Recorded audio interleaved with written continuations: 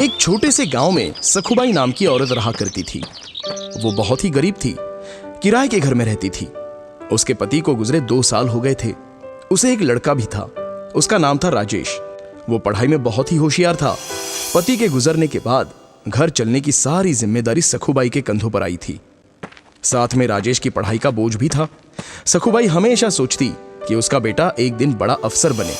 सखुबाई जब काम करती तो राजेश भी उसके साथ जाता। सखुबाई लोगों के घर जाकर बर्तन मांजती तो कहीं खाना बना देती, तो राजेश बैठे बैठे लोगों के घर आए अखबार को बड़े ध्यान से पढ़ता। एक दिन जब राजेश अखबार पढ़ने लगा तो एक मालकिन ने बड़ी कुत्सित से कहा, अरे राजेश, अखबार पढ़ के क्या तू बड़ा अफसर बन जाएगा? इससे अच्छा तो माँ के काम में हाथ बटा, कम से कम उससे कुछ मदद तो हो जाएगी। इस पर राजेश बोला, मालकिन, मुझे बड़ा अफसर बनना है, कलेक्टर बनना है।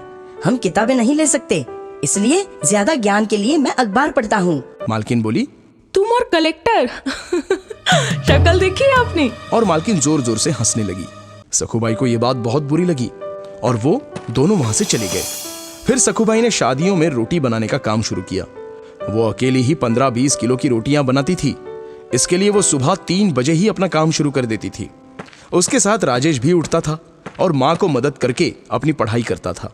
एक दिन अचानक मकान मालिक उनके पास आए और बोले, क्या सखुबाई, तुम और तुम्हारा बेटा 3 बजे ही उठ जाते हो और ये लाइट जलाते हो? बिजली का बिल ज्यादा आ रहा है तुम्हारी वजह से। एक तो बिल ज्यादा दिया करो या फिर कमरा खाली कर दो। और मकान मालिक गुस्से से वहां से चले गए। फिर राजेश ने लालटेन जलाई और पढ़ाई करने लगा। माँ भी उस प्रकाश में रोटियां करने लगी। ऐसे ही राजेश ने अगले कुछ साल जी लगाकर पढ़ाई की और क्लास में हमेशा अव्वल आने लगा। राजेश की लगन देखकर अगली पढ़ाई के लिए उसके गुरुजी ने उसे दिल्ली जाने की सलाह दी और खुद खर्चा उठाने की जिम्मेदारी ली। राजेश तो 22 साल का हो गया था। फिर क्या था, राजेश दिल्ली चला गया और वहां खूब पढ़ाई की। वो घंटों लाइब्रेरी में किताबें पढ़ता रहता। फिर एक दिन जब एग्जाम का टाइम आया, जाते जाते किसी गाड़ी वाले ने उसे ठोक दिया। राजेश जमीन पर गिर गया। उसके सिर और बाएं हाथ को चोट आई। अब वो सोचने लगा, मेरे बाएं हाथ में चोट लग गई है और सिर से खून भी बह रहा है। इस हालत में अस्पताल जाऊं या एग्जाम देने? अगर अस्पताल गया तो मेरा ये पूरा साल बर्बाद हो जाएगा और मेरे लिए मुमकिन नहीं है ये। फिर दिल्ली में रहने का मेरा खर्चा भी कौन उठाएगा? मेरे सिर्फ बाएं हाथ पर चोट लगी है, पर दायां हाथ तो अभी अच्छा है। मैं इस हाथ से एग्जाम दूंगा। और फिर राजेश वहां से सीधा परीक्षा केंद्र गया और परीक्षा दी।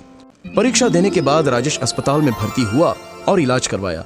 राजेश ने अस्पताल में भी पढ़ाई जारी रखी और इंटरव्यू अटेंड किया। फिर कुछ दिन के लिए राजेश माँ के पास गांव वापस चला गया। कुछ दिनों बाद रिजल्ट के दिन माँ ने अखबार खरीद कर लाया और राजेश को परिणाम देखने को कहा। राजेश ने रिजल्ट देखा तो उसने जोर से चीख निकाली, माँ, मैं पास हो गया, तुम्हारा बेटा अफसर बन गया, मैं कलेक्टर बन गया हूं माँ। ये सुनते ही माँ की आंखों से आंसू आ गए और वो दोनों रोने लगे। तो दोस्तों, क्या समझे इस कहानी से कि हमें हमेशा अपना लक्ष्य प्राप्त करने के लिए मेहनत करनी चाहिए।